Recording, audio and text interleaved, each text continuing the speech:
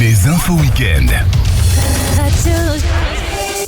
Et comme promis, nous partons en Allemagne où la communauté juive est inquiète de la victoire du parti d'extrême droite AfD pour prendre la tête d'une collectivité locale. Inquiète également de la hausse de l'antisémitisme. Klaus-Peter Sieg, bonjour. Bonjour. Vous êtes historien et chercheur au centre Marc Bloch de Berlin. Merci d'être avec nous ce matin sur Radio J.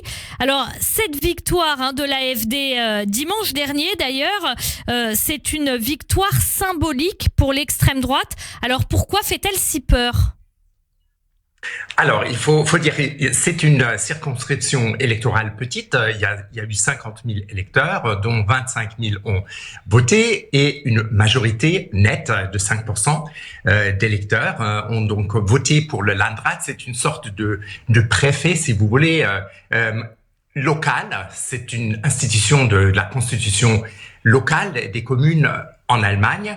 Alors, pourquoi est-ce que c'est une victoire importante pour l'AfD, pour l'extrême droite en Allemagne? C'est la première fois qu'elle obtient un tel poste. Et c'est une première. Et d'une certaine manière, elle pénètre comme ça dans une position de respectabilité locale. Justement, cette respectabilité, elle interroge, parce que l'AfD, c'est l'extrême droite. En France aussi, on a une extrême droite, le Rassemblement national. Mais ce qui fait la spécificité de l'AfD en Allemagne, c'est qu'elle est surveillée par les services de renseignement, qu'il y a eu des hommes politiques de l'AfD qui ont tenu des propos qui sont extraits de discours nazi. L'AfD s'est radicalisée en quelque sorte ces dernières années. Pourquoi ? Tout à fait. Alors l'AfD, c'est un parti politique d'extrême droite. Il y en a toujours eu en Allemagne depuis la fondation de la République fédérale en 1949. Il y a toujours eu des ex-nazis à partir de 1949. Mais aujourd'hui, l'AfD réussit comme parti composite entre différents ailes, un libéralisme conservateur, une aile réactionnaire et une aile nettement fasciste, de rassembler tout ce vivier de la droite extrême jusqu'à la droite franchement nazi ou fasciste, si vous voulez.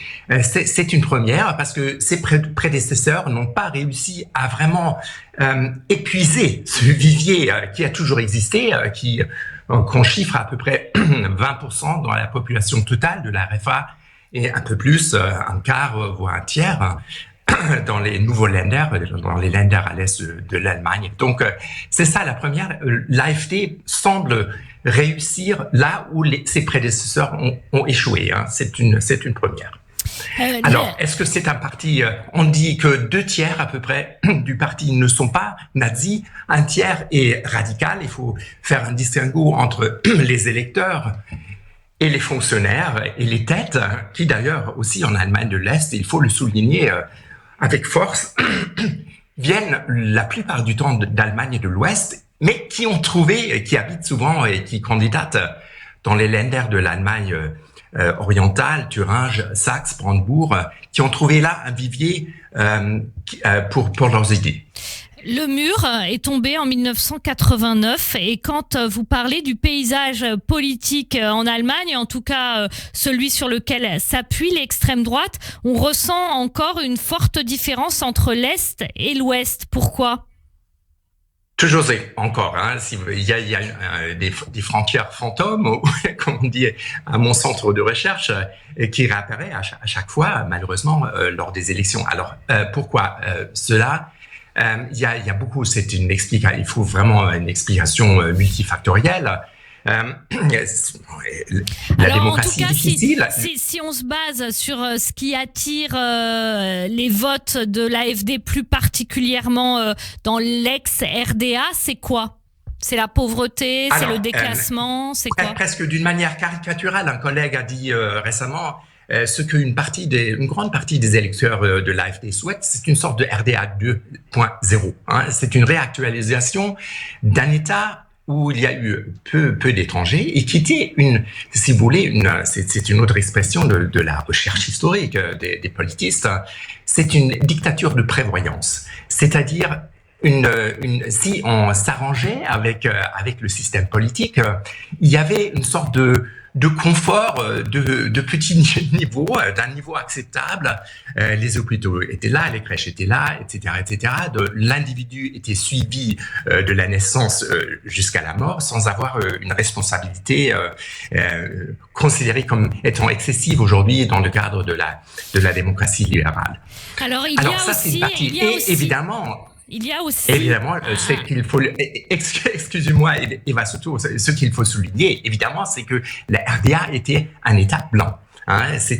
Les étrangers étaient relégués aux limites de la ville. Les Vietnamiens, les Mozambicains, les Angolais qui venaient travailler en RDA étaient aux limites des grandes villes, travaillaient dans des sortes de ghettos. Alors la question évidemment qui se pose dans ce paysage politique que vous nous avez dressé, est-ce que vous, en tant que chercheur, historien, vous faites un lien entre ce que l'extrême droite arrive à gagner actuellement en Allemagne et la montée des actes antisémites, ou alors pas du tout? Oui, certainement. Alors, la peur de la différence, cette obstination de la différence, n'est-ce pas, ça joue certainement un rôle, une sorte de volonté ou de souhait, de rêve, de l'homogénéité. Je pense que ça joue un rôle. Donc là, il y a certainement un lien. Alors, en ce qui concerne ce rapport auquel vous faites allusion, je cite son titre exact. C'est le rapport annuel de l'Association fédérale des antennes de recherche et d'information sur l'antisémitisme en Allemagne. Alors, ce réseau-là, compliqué, existe depuis 2017 et il a été fondé par le gouvernement en réalisant qu'il y a quand même un antisémitisme de fond qui persiste dans la société allemande et qui n'augmente pas nécessairement, mais qui persiste. Les chiffres de 2021 étaient d'ailleurs plus élevés qu'en 2022. Sauf que là, il y a de la violence qui est en... Absolument, vous avez raison. Il y a eu 9 actes de violence, ce qu'on appelle dans ce rapport de violence extrême, c'est-à-dire une violence qui accepte de mettre en danger la vie de juifs vivant en Allemagne. Il y a eu des tirs de fusil sur la synagogue à Essen, une grande ville de l'Allemagne de l'Ouest, et autre acte de violence physique forte. Sinon, les chiffres de la violence verbale dans Internet ou sur la rue étaient d'ailleurs en petit déclin. Mais c'est vrai que ce fond d'antisémitisme persiste, il est là, c'est une maladie dont l'Allemagne n'est pas dépourvue.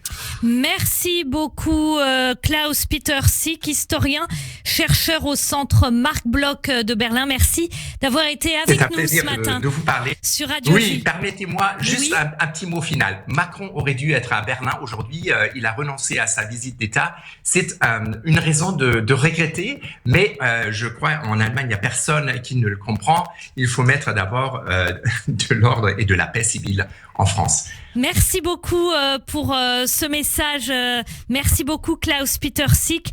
À très vite sur Radio J. Bonne journée à vous. À très vite, Eva. Au revoir.